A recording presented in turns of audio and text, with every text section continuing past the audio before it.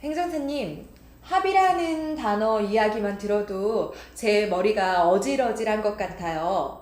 합의라는 걸 저도 한 번도 해본 적이 없는데요. 실제로 이런 사건을 겪으면 가해자나 피해자 모두 궁금한 게 많을 것 같습니다.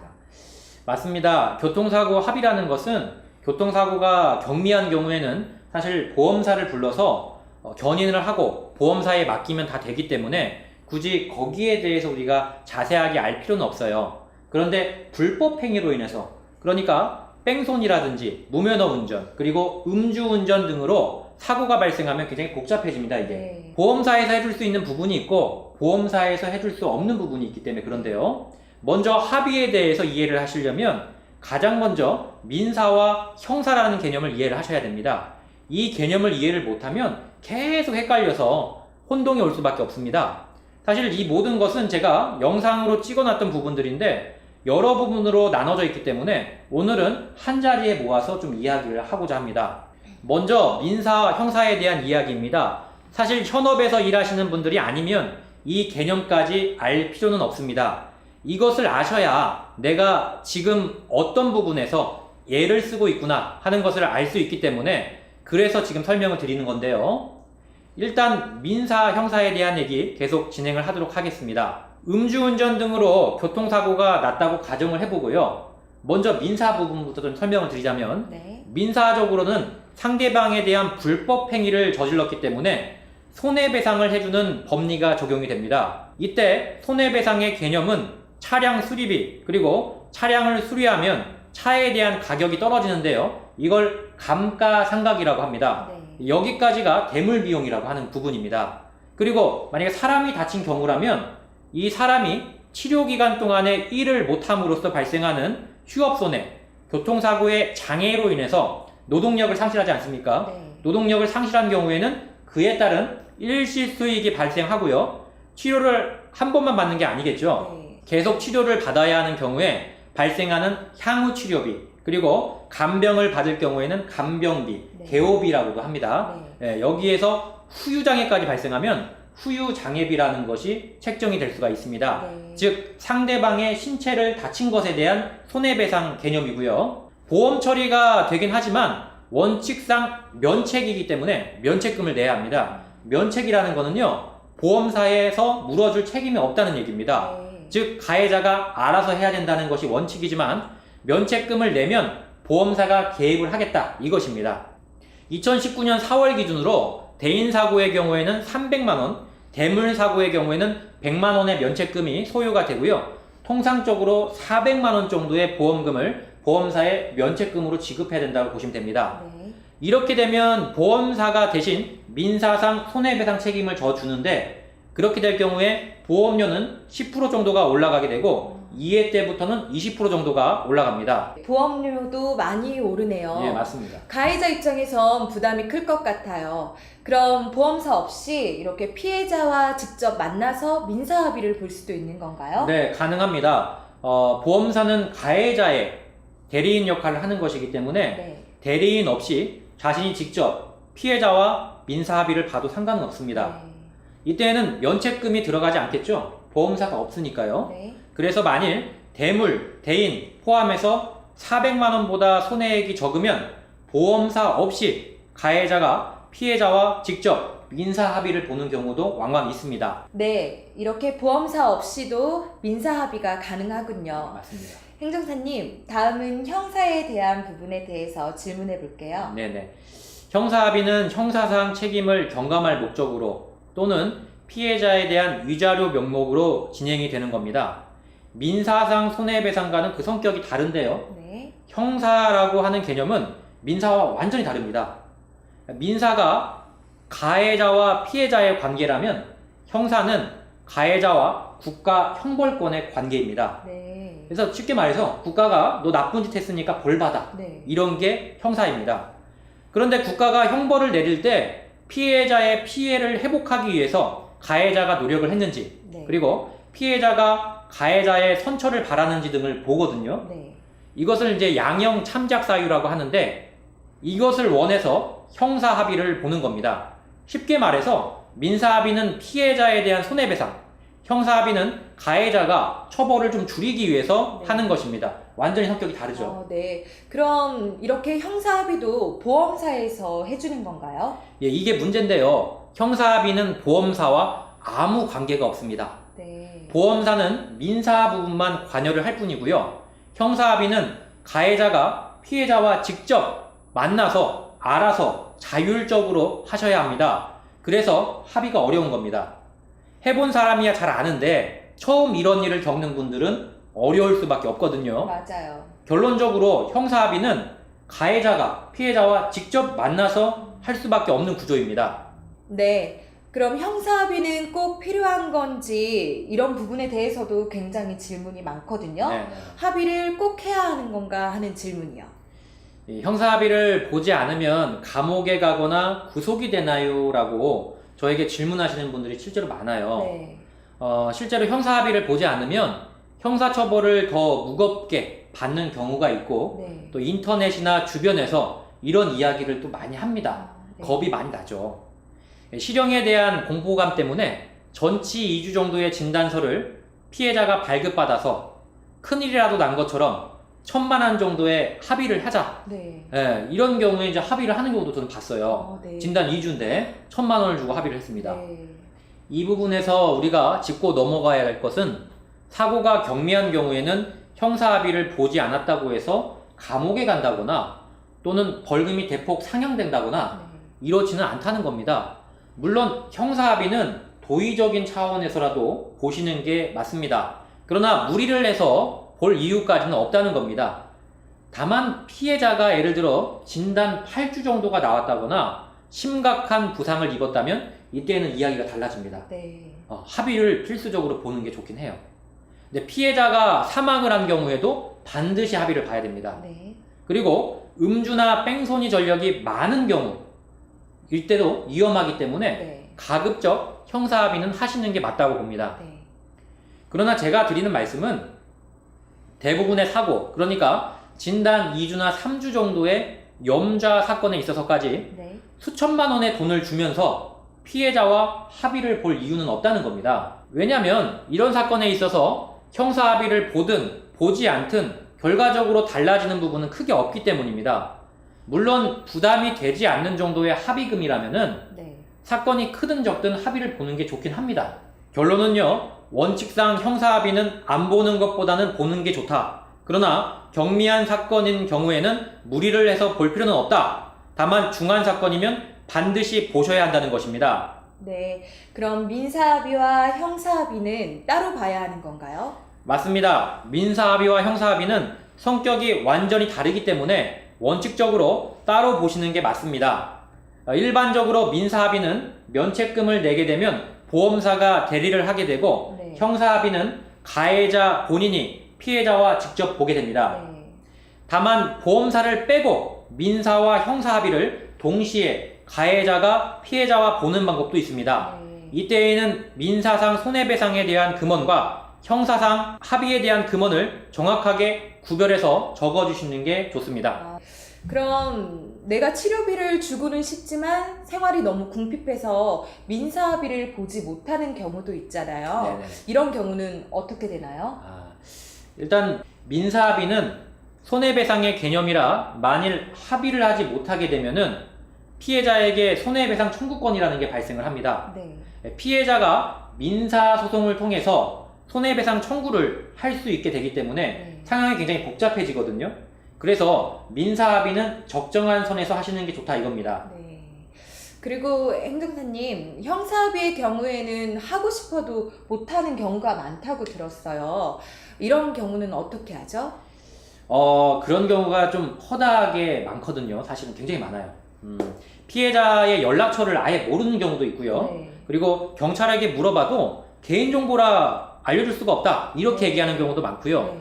피해자 연락처를 알아도 피해자가 연락을 피하는 경우도 있고 네. 즉 만남 자체가 싫다는 거죠. 네. 또는 만날 수는 있어도 금액이 안 맞아서 못하는 경우도 많습니다. 네. 통상 합의가 잘 되는 경우보다는 합의가 안 되는 경우가 훨씬 많습니다. 그럼 이렇게 합의가 안 되면 어떻게 해야 하나요? 먼저는 가해자 입장에선 합의를 하려고 노력을 했다는 점을 증거로 남겨두시는 게 좋고요. 네.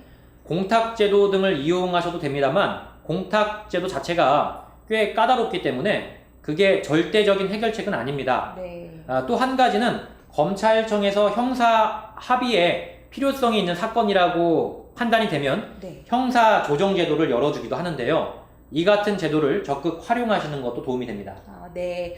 그럼 우리 행정사님처럼 이런 법조인들이 중간에서 합의를 중재해 주실 수는 없는 건가요? 네, 저희도 그러고 싶지만 형사합의에 대해서는 법적으로 변호사님들만 그 권한을 갖고 계십니다. 네. 그래서 변호사님을 대동해서 형사합의를 하시는 것은 가능하지만 그외 법무사나 행정사 그리고 뭐 손해사정사 등은 권한 없이 대리해서 형사합의를 받을 수가 없습니다. 네.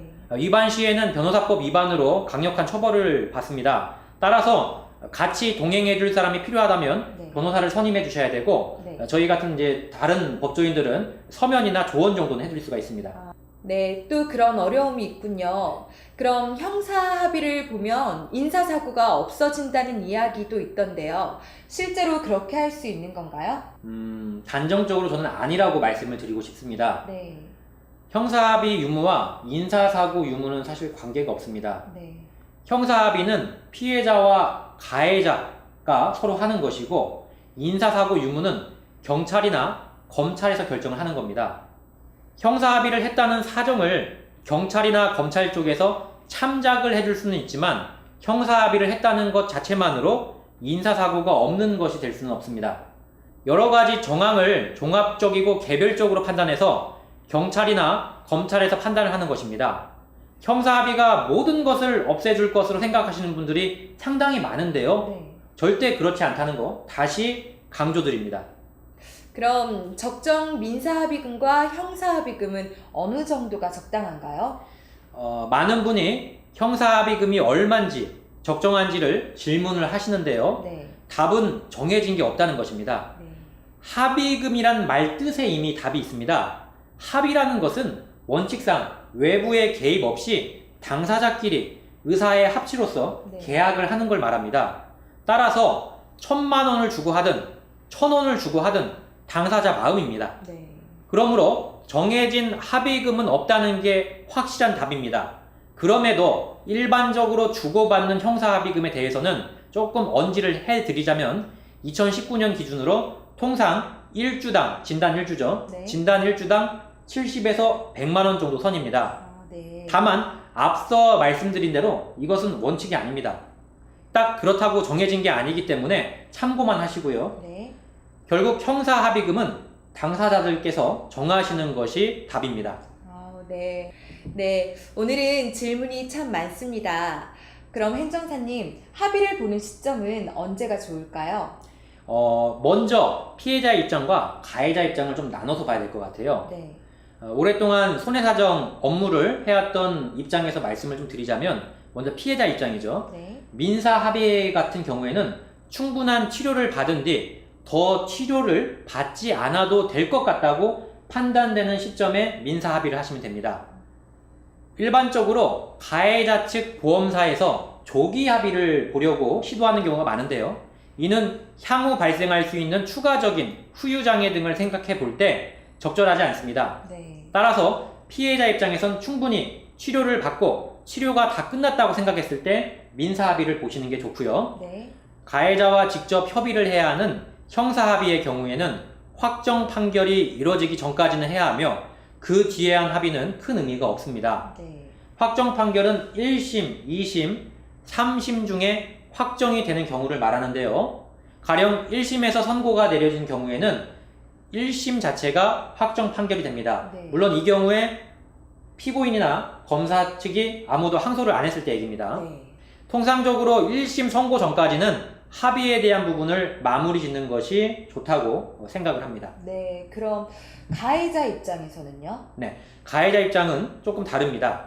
민사합의는 면책이 되기 때문에 면책금이라는 제도를 통해서 네. 그래서 면책금 제도가 있기 때문에 면책금을 보험사에 내고 보험사 담당자가 피해자를 만나서 대리로 네. 합의를 보기 때문에 크게 신경 쓸 게 없는데 이때 보험사와 피해자의 1대1 관계가 되기 때문에 특별히 가해자가 신경을 쓰실 것은 없습니다. 네. 다만 형사합의는 보험사와는 관계가 없는 사안이기 때문에 직접 피해자와 가해자가 만나서 합의를 봐야 됩니다. 네. 이때 가해자 입장에선 최대한 빨리 합의를 보는 게 좋습니다. 네. 왜냐하면 확정 판결 전까지 흘러가는 재판 과정이 있는데요. 합의서를 검찰에 제출하는 것과 제출하지 않는 것이 네. 구형에 있어서도 차이가 있기 때문입니다. 네. 따라서 가급적 합의를 빠르게 보시고 수사기관에 합의서를 제출하는 것이 재판 과정에 있어서도 도움이 됩니다. 가령 법원에만 합의서를 제출하는 것과 검찰 단계부터 법원까지 모두 합의서를 제출하는 것은 효과가 좀 다르다고 생각이 듭니다. 피해자와 가해자의 형사 합의 시점이 다른 것은 어쩌면 당연합니다. 네. 애가 타는 건 항상 가해자이기 때문입니다. 맞아요. 그리고 이렇게 합의를 하려면 두 사람이 만나야 하는데 이때 가해자가 피해자에게 어떻게 이야기를 해야 결례가 되지 않을까요? 사실 깔끔하게 합의가 되는 경우는 상당히 드뭅니다. 네. 일반적으로 사고가 나서 경찰이 출동한 경우에는 피해자의 연락처를 물어볼 새도 없이 네. 사건 처리가 진행이 되고요. 네. 심지어 피해자와 연락이 닿을 방법 자체가 없는 경우도 많고요. 네. 연락이 닿더라도 피해자 입장에서 적정한 합의금이 아니라고 생각되면 합의를 해주지가 않죠. 또 네. 그런 경우도 있고 어떤 경우에는 음주운전자에 대한 혐오감이 들어서 아예 만나주려고 하지 않는 경우도 많습니다. 네. 일단 가해자 입장에서 피해자에게 전화해서 첫말을 떼기가 굉장히 민감할 수밖에 없습니다. 네. 이럴 때에는 제가 만나 뵙고 진심으로 사과를 드리고 싶다 이렇게 얘기를 하거나 또 몸이 괜찮으신지 네. 좀 만나 뵙고 싶다 이렇게 진심으로 얘기를 하시는 것이 좋습니다. 만납이 이루어지기까지 어느 정도 분위기가 조성이 되고 나서 합의 이야기를 꺼낸 후 합의금에 대한 조정을 하시는 것이 좋지 네. 그 전에 진심으로 사과를 드린다고 하는 말씀부터 꺼내고 네. 그 다음부터 그 뒤에 돈 얘기를 꺼내시는 것이 가장 좋다 이런 네. 것입니다. 왜냐하면 사람이 잘못을 했으면 일단 도의적으로 사과를 하는 것이 인지상정이기 때문에 그렇습니다. 맞아요. 네. 먼저는 진심 어린 사과가 가장 중요하다는 건데요. 그럼 행정사님, 이렇게 합의서를 작성하는 방법 또한 궁금합니다. 합의서 어떻게 작성해야 하나요? 네, 오늘은 제가 그래서 직접 합의서를 가져와 봤습니다. 네. 네, 합의서 작성하는 법을 이 자리에서 제가 직접 하면서 알려드리도록 하겠습니다. 네. 자, 합의서 작성 방법인데요. 네. 먼저 이 합의서는 전부 다 똑같지는 않습니다. 네. 경찰서에서 제공해 주는 게 있고 또 이 합의서는 저희가 오랫동안 경험한 토대로 만든 합의서이기 때문에 네. 합의서 양식이 다 똑같진 않다는 거. 네. 그러나 이제 합의서 양식이 중요하기 때문에 네. 가급적 전문가에게 합의서 양식이 이걸 써도 좋은지 그런 것 정도는 좀 물어보시고 쓰시는 게 좋습니다. 자, 저희 합의서 양식은 이렇게 생겼고요. 네. 먼저 사고 내용이 있죠. 사고 내용에 대해서 사고 일시, 언제 있었는지, 네. 사고 장소, 어디서 있었는지, 그다음에 가해 차량, 네. 가해 차량의 넘버를 적는 겁니다. 아, 네. 그리고 가해자라고 하는 건 이제 성함과 주민번호가 되겠죠. 피해자에 대한 거 적어야 돼요. 피해자는 이제 차가 될 수도 있고 네. 차대차 사고, 그 다음에 차대 인사고가 될 수가 있죠. 네. 그래서 이제 피해자에 대해서는 차량 번호를 적어도 되고, 네. 아니면은 뭐 사람 이름을 적고 주민번호를 적어도 되고요. 네. 중요한 거는 여기 이제 그 전화번호를 적는 난이 없는데 네. 전화번호는 가급적 적어주시는 게 좋아요. 왜냐하면 가끔 이 형사들이 네. 전화를 해가지고 확인해 보거든요. 아. 이 합의서가 당신이 쓴 게 맞냐고. 네. 그래서 이제 그런 부분들이 있기 때문에 전화번호 정도는 필수적으로 적어주시는 게 좋고 네. 주소까지는 뭐 적지 않아도 상관은 없습니다. 일단 합의금에 대한 겁니다. 네. 합의 금액이 이제 얼마를 줬는지 네. 이것이 민사 합의금이 될 수도 있고 네. 형사 합의금이 될 수도 있겠지만 어쨌든 그 합의금이 얼마인지를 적는 거고요. 네. 그다음에 여기 금 뒤에는 한글로 네. 뭐 100만 원 예를 들어 금 100 한글로. 한글로 네. 뭐 정해진 건 아닙니다 이게. 그러나 저희가 쓰는 양식이 그렇다는 겁니다. 네. 여기는 100만 원. 네, 세 개 이렇게 되죠. 네. 그래서 금 100만 원에 대한 거 이렇게 은행에 표기할 때처럼 이렇게 쓰시면 네. 되고요. 이제 문구가 중요한데요. 상기의 가 피해자는 네. 예를 들어 2019년 3월 1일. 네. 그다음에 여기 장소겠죠. 네. 뭐 이제 서울 뭐 어디 네. 지명이 되겠죠. 네. 서울 어디에서 발생한 교통사고에 대하여 네. 상호 원만히 합의되었기에 서명 날인한 합의서를 제출합니다. 네. 가 상기의 합의는 민형사상 합의로서 이후 가해자의 민형사상 어떠한 법률적 처벌도 원치 않으므로 선처해 주시길 바랍니다. 이걸 네. 처벌 불원의 의사표시라고 하는데 네. 여기 중요한 것은 이것이 민사와 형사를 다 포함하는 건지 아니면 형사만 하는 건지 네. 아니면 민사만 하는 건지를 정확히 써주셔야 됩니다. 아, 네. 왜냐하면 여기서 민형사를 다 써버리면 네. 나중에 피해자 입장에서는 네.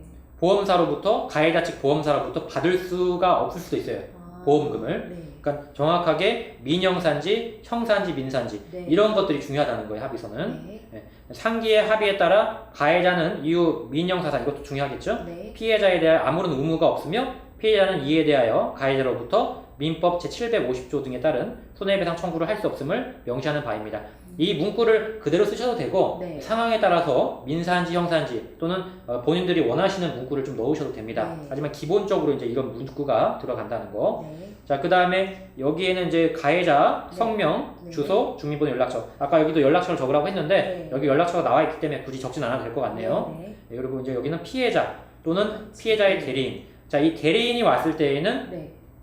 원칙적으로 위임장을 갖고 오는 게 원칙입니다. 네. 그러니까 이 피해자의 대리인인지 아닌지 외부에서 봤을 땐 모르잖아요. 네. 그러니까 피해자가 자필로 내가 대리인을 보냅니다 라고 해서 도장을 찍든지 네. 아니면은 뭐 인감증명을 첨부하든지 해서 네. 그 사람이 대리인이라는 것을 나타낼 수가 있어야 됩니다. 네. 근데 일반적으로 이게 잘 지켜지지가 않아요.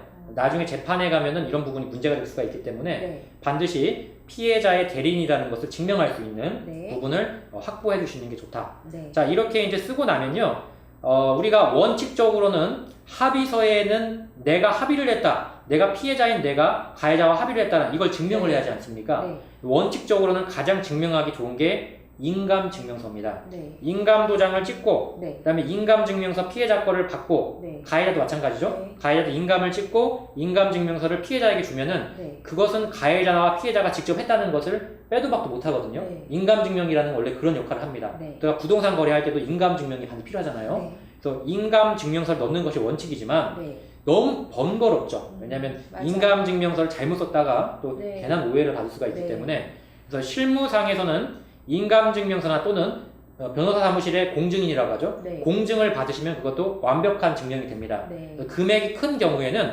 인감증명서를 첨부를 반드시 하고 네. 또는 그게 안 된다면 변호사 사무실 가서 네.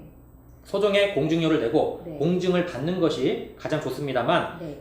이제 그렇게까지 조금 빡빡하게 하기 싫다. 네. 그러면 두 가지 방법이 있는데요. 네. 첫 번째로는 상대방의 신분증을 사진을 찍어서 물론 요즘은 개인정보 처리가 조금 민감하니까 뒷자리는 지워야겠죠. 네. 예, 민증 뒷자리를 지우고 네. 사진을 찍어서 그것을 보관해 두시면 네. 적어도 그 자리에 피해자와 가해자가 함께 있었다라는 것은 증명이 되거든요. 네. 왜냐하면 신분증을 함부로 저희가 사진 찍을 수가 없는 거잖아요. 네. 허락을 받고 찍는 거니까 피해자가 허락을 했고 가해자가 서로 허락을 했다. 네. 이런 것들 증명하기 위해서 그 인감이나 또는 공증보다는 조금 떨어지지만 네. 그 정도만 해주셔도 일단은 괜찮다. 네. 그게 아니면 이걸 한 번씩 서로 읽고 녹음을 해주시는 것도 좋습니다. 아, 녹음. 육성으로 녹음을 네. 하면은 그거는 빼도 박도 못 하거든요. 네. 그래서 나중에 내가 합의한 게 아니다. 네. 이렇게 서로 주장할 수가 있기 때문에 네. 그걸 나중에 그런 분쟁을 미연에 방지하기 위해서 네. 그런 수단들을 쓰는 겁니다. 네. 이 네 가지 인감 또는 공증 네. 그것이 안 된다면 신분증 사진 서로 찍는 거 네. 거기다가 녹음 이 네. 네 가지 정도는 네 가지 중에 하나 정도는 네. 해두셔야 나중에 문제가 안 생깁니다. 네. 자, 그러면 도장을 한번 찍어 볼게요. 네. 자, 먼저 피해자 도장입니다. 이 도장 주인이 누군지 모르겠어요. 네. 자, 일단 도장을 찍을 때는요, 네. 이렇게 딱딱한 벽에 찍으면 잘 안 찍힙니다. 네. 많이 찍어봤거든요, 제가. 네. 자, 그래서 이렇게 책 위에다가 좀 두툼한 책 위에다가 네. 뜨시면 이 쿠션 효과가 있어서 네. 쿠션이 잘 위에 찍어주군요. 잘 찍어집니다. 네. 많이 찍어본 사람만 알아요. 네. 자, 이렇게 해서 가해자 여기 서름 쓰고 네. 그다음에 이렇게 꾹 눌러서 한번 딱 찍습니다.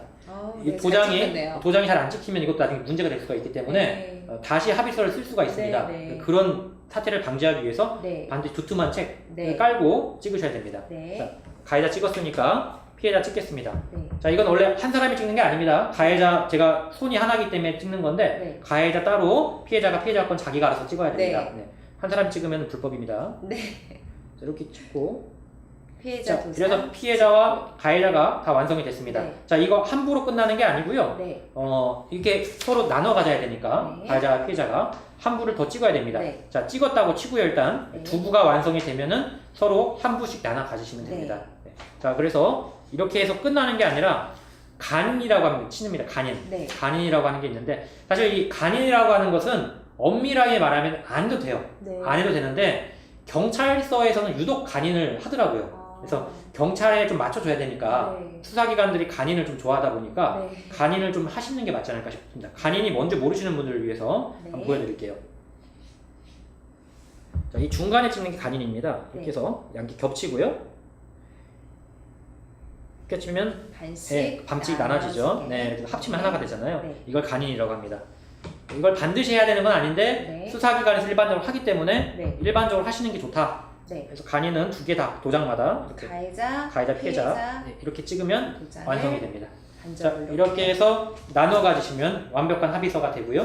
네. 이렇게 되면 이제 합의를 했다는 것이 증명이 됩니다. 네. 그리고 합의금을 주실 때는 통장으로 주시는 게 좋습니다. 내역이 남으니까요. 네. 예, 합의금을 굳이 숨길 필요가 없다면 뭐 그런 경우도 간혹 있습니다만 굳이 숨길 필요가 없다면은 통장에 입금을 하시고 그 네. 내역을 남겨두시는 것이 일반적으로 좋다. 네, 여기까지 합의서 작성 방법이었습니다. 네, 오늘은 합의서 작성 방법에 대해서 알아봤습니다. 이상 MC 박나래미 송범석 행정사였습니다.